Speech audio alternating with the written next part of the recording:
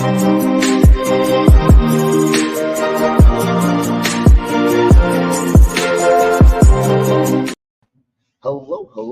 and welcome to another episode of TacoBytes, your daily bite of Degen, episode number 423, coming to you live from somewhere nowhere, NYC. We are actually here in Station 3 today, doing a little bit of work, catching up on everything. We just want to do a quick shout out to everyone that's joining us via our two YouTube channels, those that will be watching this later on Rumble, and then Telegram, Twitch, Discord, LinkedIn, and to our huge family over at Unlonely, as well as everyone on Twitter joining us. It's sort of weird. We have two different streams going on at the same time in Twitter right now. It's a weird thing. So I'm not sure if we're going to turn this eventually into just streaming only and doing that on Twitter. I will be honest, I have been loving doing Spaces ever since Spaces came out. So that is something that is really dear to my heart. So I don't really think that I'm going to step away from that. But man, it has been an amazing week. And then a weekend of catching up on things. We have been at the Sam Bankman FTX Alameda Research trial this week, and so where Sam is being charged with 7 main counts, mostly along fraud, conspiracy to commit fraud, and those fraud charges are both towards investors and users, as well as securities fraud and money laundering. One of the biggest speakers this week, testifiers this week for the prosecution, was Caroline Ellison, and she took 2 days to testify. And remember, this was a 4-day court week, Monday being a holiday. Caroline taking Tuesday, Wednesday, and then Thursday was Christian Drapey, as well as Zach Prince. Friday was finished out with Zach Prince as well. For those who don't know who Zach Prince is the CEO of BlockFi. BlockFi is a over-collateralized lending protocol. They do larger loans, with different various organizations that may or may not be collateralized. One of the big revelations out of that was that BlackRock does not need assets to take out loans. So either BlackRock is one of the big kids on the block that you just want to make happy, or there's been a lot of work in that. I think, if I remember right, doing a little bit more deep diving, BlackRock was one of the major investors in BlockFi, and so what sets BlockFi apart is for their institutional and retail customers, they both do those over collateralized loans as well as making trades. They don't run their own decks, so they do other market trades for their users, and take their little piece there. One of the big things that they have going for them is the fact that we saw Zach sort of cover the bases of what DEX is or SEX. They sort of were separating the terminology from those two and just classifying it as cryptocurrency exchange, and sort of gave out what, and was comparing those models to Web 2 situations or traditional market situations, so that the audience, aka the jury, could better understand it. There was a little bit of issues with when the judge was trying to wrap his head around something and would spit it back, and that sort of frustrated me here and there, because then people were just saying yes, when I'm like, that's completely wrong and not how that worked or how that mechanism works. One of the big things that we saw from Zach Prince as we'll go back through our notes, because we are working on writing a big piece up on this, everything like that. You know, so what the defense was actually rather quick with him. Some of the only thing that they attempted to sort of, I guess, discredit him on was the fact, as he was talking about exchanges, asking him if he was a CEO or had managed in any way, shape, or form any CCEs, cryptocurrency exchanges. And so that was a really interesting point where the defense took to. And we saw, the big piece sort of on that, that as of June 2022, all loans were paid back to BlockFi. And so what is sort of hilarious is BlockFi was also a customer of FTX. I don't know how much of a customer, because once those loans were paid back, whether or not they got, FTX and Alameda got their collateralization back, which is a rather interesting and funny way to look at it, because FTX customers' funds, meaning BlockFi in this situation, their funds were taken and used to pay back their loans. So unfortunately, or fortunately for BlockFi, since they were a big mover and they were in June, their customer funds, were not the ones that were affected. So it was basically the people that then took their funds off of FTX before November that sort of, are okay. And those that got stuck leaving after November is when things really started to hit the fan and people weren't able to pull out, so to speak. One of the things that we did see was that Serum, SRM, was rejected by SFRG, and I am assuming SFRG from the credit memos that BlockFi produced SFRG is either their San Francisco risk group or some other collateral, Oracle pricing service that sort of gave prices to tokens to give them value and whether or not they are good enough for investments. But this was BlockFi's own credit memo, meaning, as FTX or Alameda attempted to make more loans, every time they tried to make a new loan, they went through a risk management process. It does seem like this was pretty standard boilerplate, where they did sort of get a little off kilter, I guess you could say, is that they're taking unaudited expense balance sheets from not just Alameda but other individuals and companies that were taking loans out. And so I'm sure their practices have changed since then, which is always a great thing.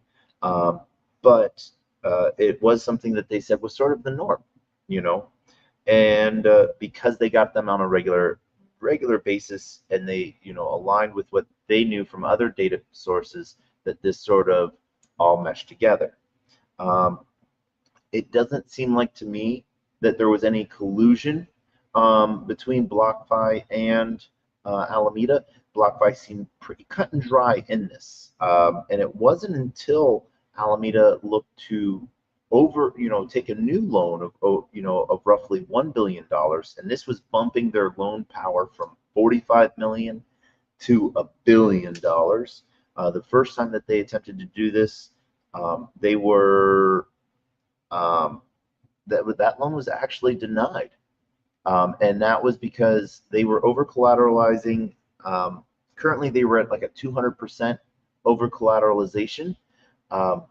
But this would have dropped them down to around from 157% to roughly 118% over collateralized, depending on what tokens you looked at. FTT being a majority of the token that was being collateralized on. And this was due to risk assessments from BlockFi stating that there was too much volatility both on Solana Solana had just recently pumped and was doing a major pump in a 48-hour period. So it was being considered a risky investment token at that time.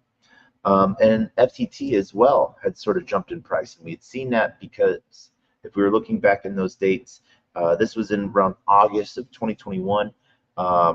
You know, everything was going up. It was sort of good for everyone. But if they dropped, then what BlockFi's risk management / credit team looked is that over collateralization would drop into the 60 to 75% range. So I think they did good. But the fact that, you know, Alameda then came up with new terms, new collateralization, these loans did eventually get issued in different ways. And so that's sort of the big thing with loan providers. Original terms are not accepted. They will then allow you to go back and make, you know, fix that. And at that time, you know, one of the things that I don't know why the defense really pulled apart on this was about FTT being in like the top 10% of tokens or the top 10 of market cap. Zach was sort of explaining that he was saying from an earlier interview with the FBI that FTT was in the top 10 of market cap, in the way it was either notated or talked about by the defense is they were thinking it was the top 10% of tokens. And Mr. Prince went on to explain that it was based on the time at its value, it was in the top 10 by market cap. And so then got to explain the math of fully diluted value and token disbursements and circulating supply and total mint to the jury. And the jury actually took a lot of this in really well, I think, you know. And so there are some people in the jury that, you know, there's one gentleman that every night after, you know, he has 5 hours after jury to go home and rest, and then go to work and then come in the next day. So he is just getting more and more tired. I see him sometimes taking a nap slightly during the trial. I don't know if he's supposed to be doing that, but he is just sort of falling asleep. And I really hate to say this, I have been falling asleep, especially yesterday, Friday. I think I fell asleep like 3 times, which is really bad. And I had some great support from some of the other reporters there. A really great crew of people, you know, that I've been hanging with, talking there. And you know, The Verge, Wired Magazine, New York Times, Washington Post, Axios, and then, you know, Blockworks and Decrypt, and even Julie Shen from Unblocked, you know, was there Friday, and I almost went to go speak with her, but she was doing a live broadcast from the steps, same place I was doing them the day before. And so the one day I wasn't doing them, she found and used that spot, which means I found a good spot, I think, to broadcast from. But we will be doing that on our lunch break tomorrow, and at the end of the day. So the big people that are going to be talking, that are being pulled up by the defense right now, is Delaney Ornals and Tariq Murad, as well as DePel and then Busick. Busick is an FBI agent. DePel and Delaney. DePel is a customer. Tariq Murad, I think, is a customer as well. Delaney Ornaz, I forgot what they, you know, what someone told me who he was. I think they didn't know. But that then leads up to Rashad. Rashad is one of the big co-signers that, you know, is being brought up by the prosecution. One of the people that is missing, and I am going to butcher his last name, but is talked about a lot, but is missing from a lot of different any charges. But Sam Trabuco. And so sometimes it's a really interesting aspect when people are talking about Sam, and Gary. But that was one of the big things that we saw from Ellison, is that she sort of pushed everything off from onto everyone else. I have a little bit of a different take on that. Yes, I do believe that there was a little bit of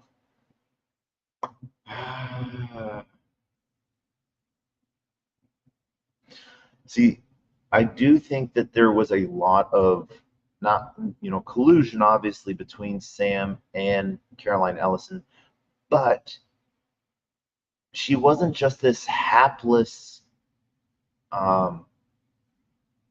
person that was just trying to make Sam feel better and build that relationship. Even though it seemed like it was a one-way street. And I don't know the right psychological term. Closest I can think of is like Stockholm syndrome, where the prisoner gets into collusion with the captor. And so the only difference with that is, I don't really think, it could have been a bad relationship, and that's sort of why it took off. And Caroline went out of her way to do extra good forgeries or,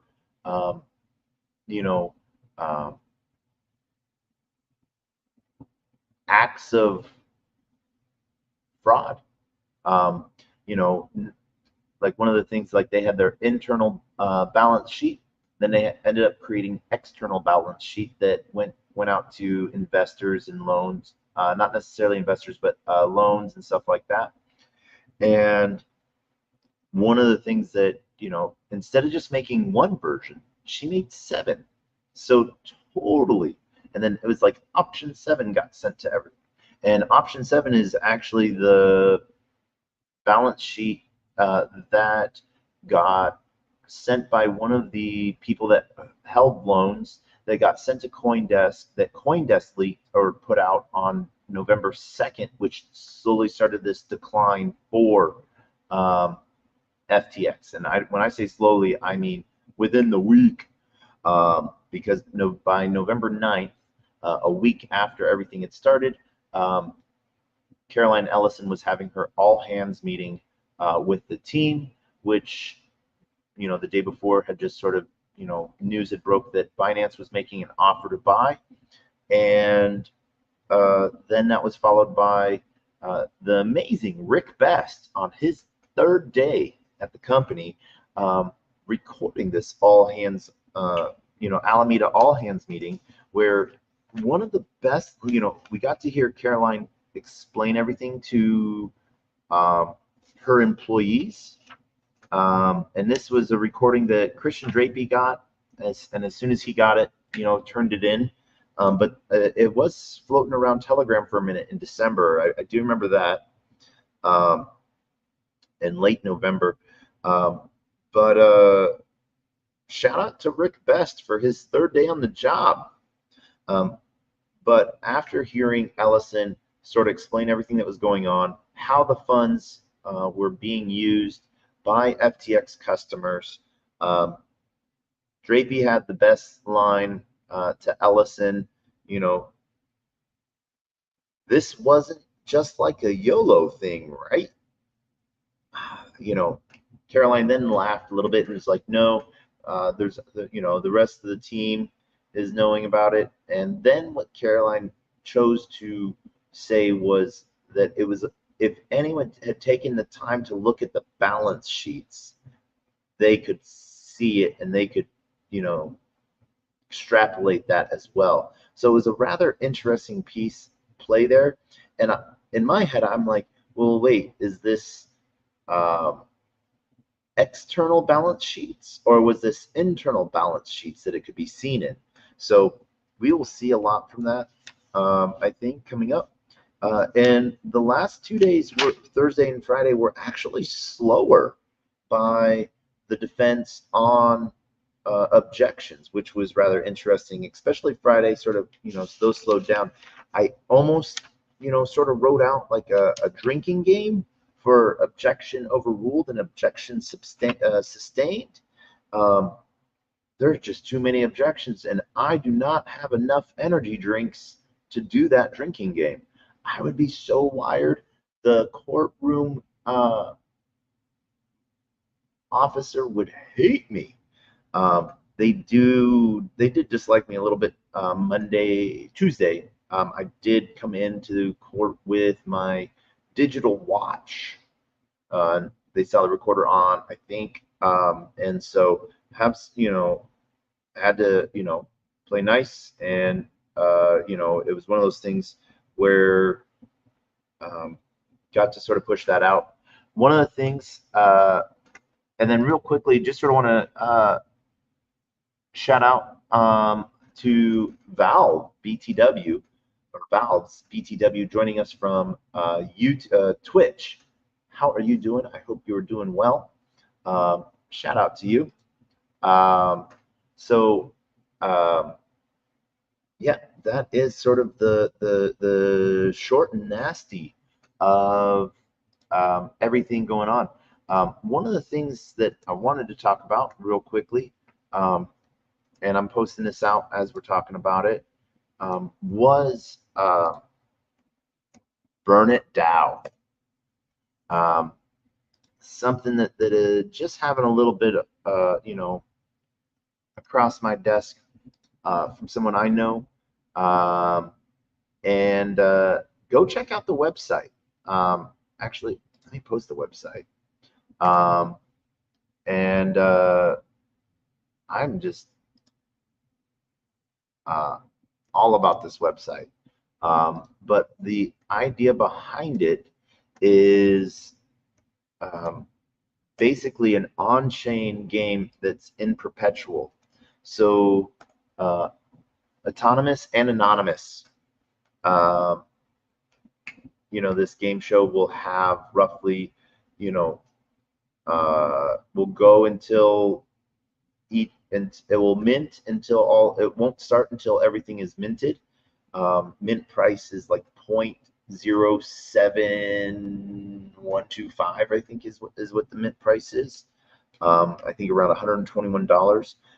The grand prize is $1 million. So what it will be, it's completely on chain, can be played directly through the contract, and some of the data behind it that's calling to the blockchain to control every piece of it. So the safety aspect of it in the contracts, which is really cool, and something that I've been going through the GitHub on it, and excuse me, having a lot of fun with it. So I ask that you give it a look. Burn It DAO. .xyz is the website. Have a little bit of fun. Tell me what you think of it, and we would really love to hear what you think, as this is something that is a little bit of fun. I am not part of the team. I know who it is. Not allowed to talk because they wanted to make something that was fully anonymous, and they're going with that. And I think it's sort of cool. Been running the code through different various platforms for analytics, compiling issues, as well as audits. And so I'm liking what I'm seeing so far. This will be one of those things to where if you don't get in before it mints, the NFTs, the following rounds, they can only go up in price. So that will be a really interesting piece, because you could just not play anymore and you could sell your NFT if you still survive, but you have to burn someone. So it's almost like burning a candle at two ends. You have to, keep going and burn others to stay alive, which is rather interesting, and I sort of like it. It reminds me of almost like, what's the word?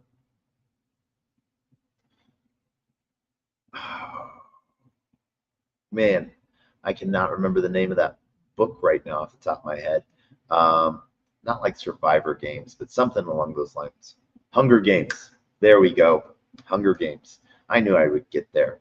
Um, it has just been a long day. So, yeah, that is the big thing. One of the other amazing people that we actually got to meet during this trial, everyone we have met has been amazing. Um, a lot of people that know me from conference cycles were really surprised to see me not in my conference outfit, I guess you could say, which is like me wearing 40 name badges. All of them have my name on it, but from all of the conferences over the last 18 months, and then like 40 plus wristbands. I do not think security would really like that at the courthouse. It is a federal courthouse, so I don't want to piss them off because I like being allowed inside the main courtroom, which is limited to 21 people. So that's a rather interesting piece there. So I am one of 21 that gets to go in and report directly from the case. Everyone else that is there is either watching it on monitors, slightly delayed, or going off of other people's information.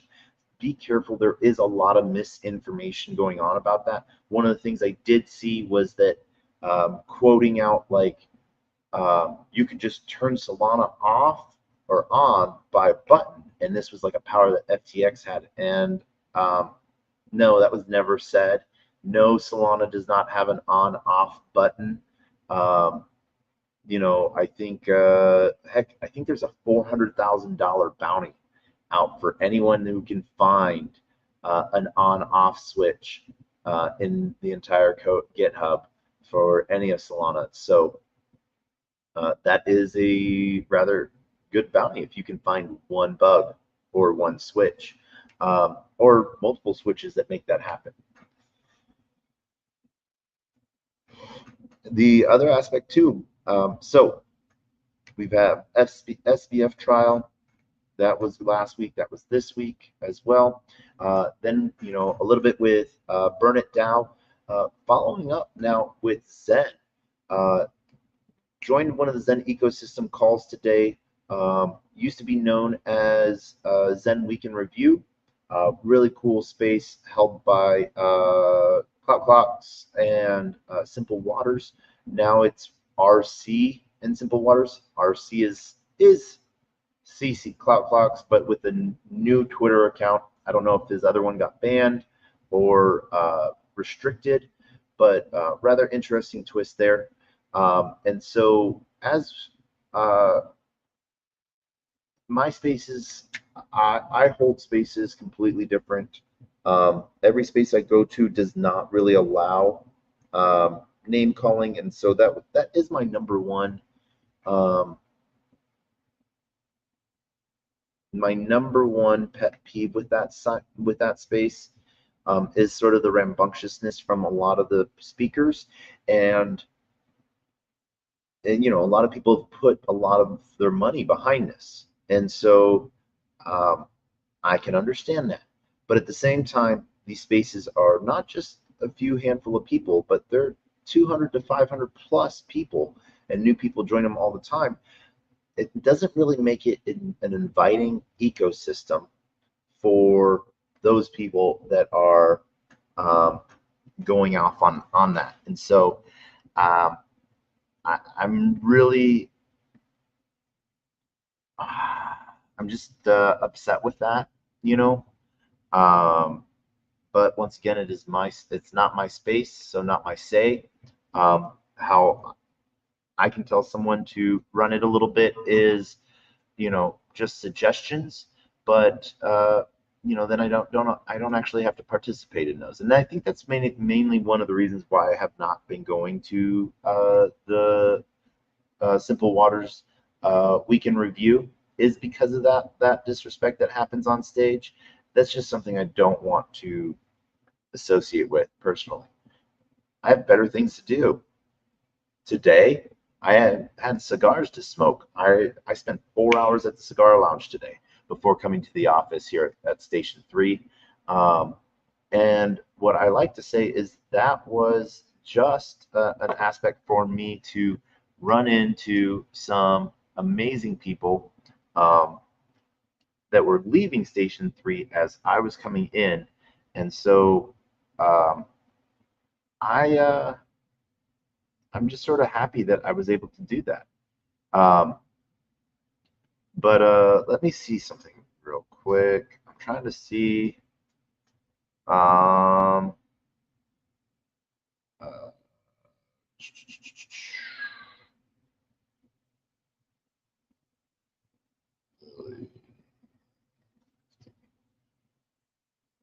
nope, nope, nope.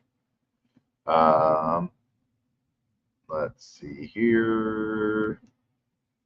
Lotus.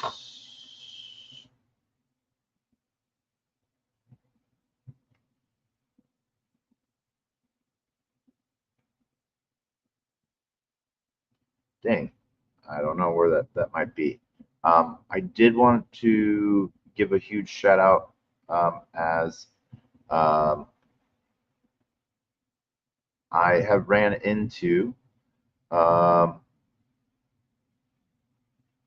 some amazing people that got me into a really cool um, NFT project, and I'm just sort of happy to do that, you know. But the Lotus NFT, that's what I'm looking for. So let's look for that real quick.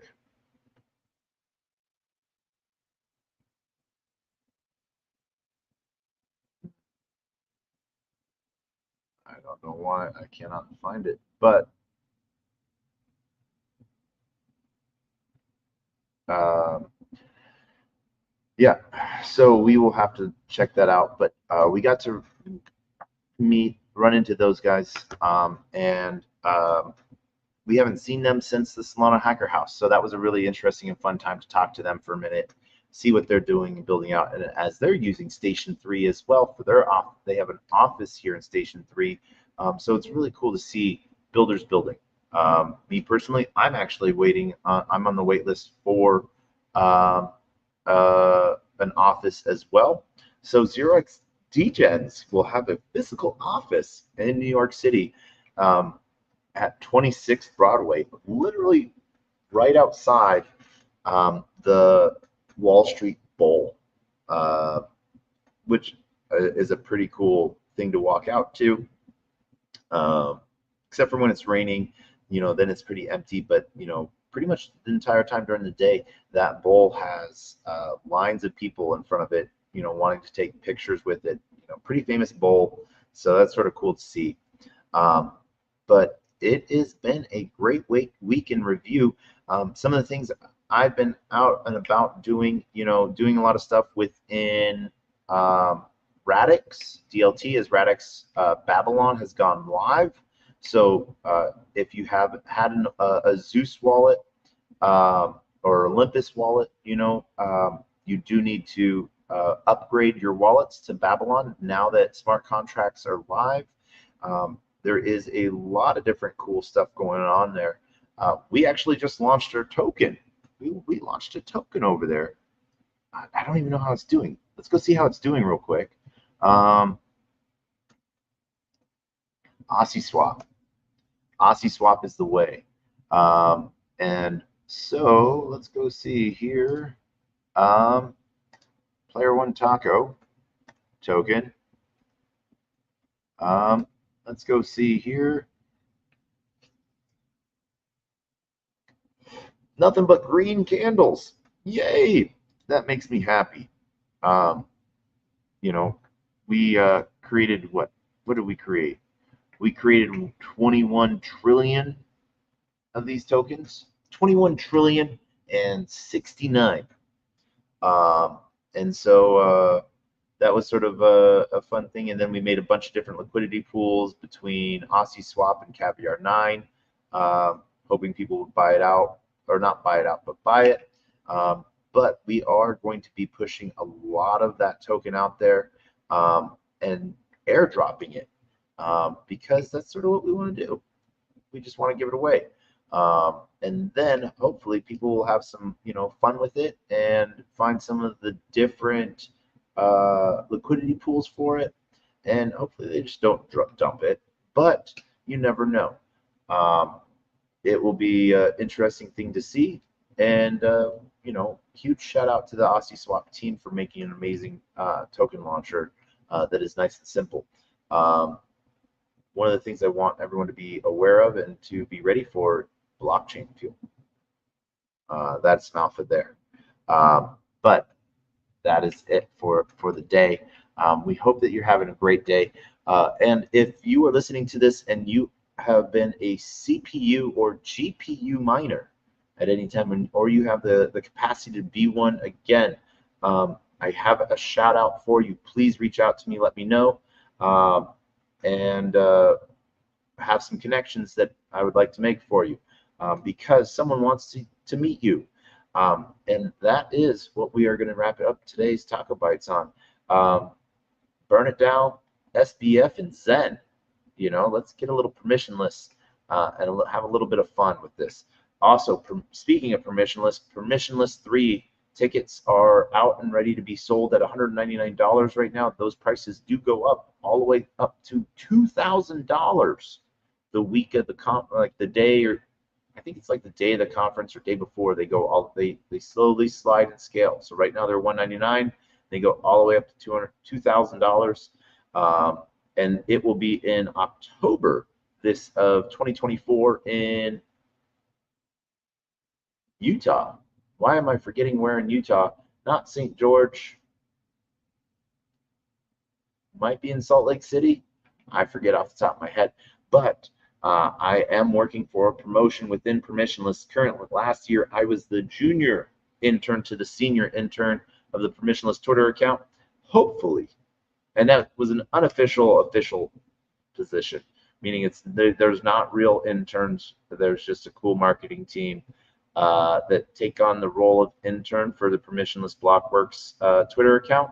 And I went out of my way and made a role as the junior intern to the senior intern and turned it into a job on my LinkedIn, and that sort of really got their attention and got them a laugh from them.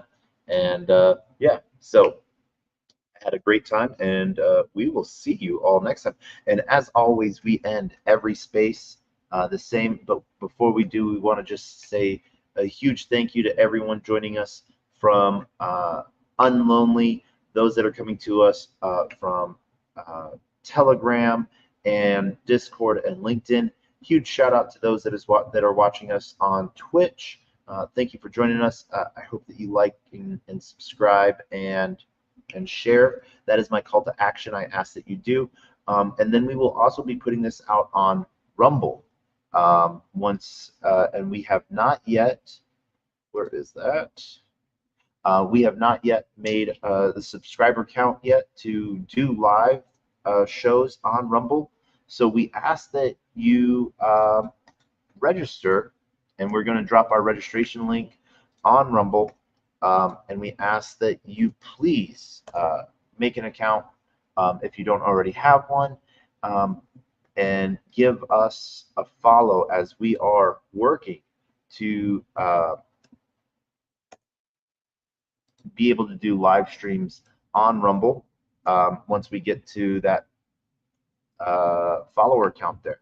I think we have 3 followers there now. So whatever you can do would be amazing. Share it with friends, family. I don't know. I don't care. I do care. I would love for you to come and join us for our daily bite of Degen. Honestly, I want to really thank everyone that joins us or that listen in later on. As we get a bunch of people within the video stream, we get people coming here and there. So thank you so much for joining us. And as always, we end with our 2 basic things. Our words of wisdom and the best, worst knock-knock joke on the face of the planet. And our words of wisdom are always the same. So thank you for joining us for TacoBytes, your daily bite of Degen, episode number 423. And those words of wisdom are: a closed mouth cannot be fed, and you cannot feed a closed mouth, meaning if no one knows you're looking for opportunity, opportunity can never come a knocking. And if opportunity does come knocking and no one answers, it's going to keep on walking. And with that, Huge shout out and love to Liam, all our heart. And if you don't know how this knock knock joke goes, I just want you to know it is done out of love. It is done for those, out of honor for those that have come before us and those that will come after us. And I am horrible at Irish goodbyes, so this is the only way I know how to do that. But knock knock,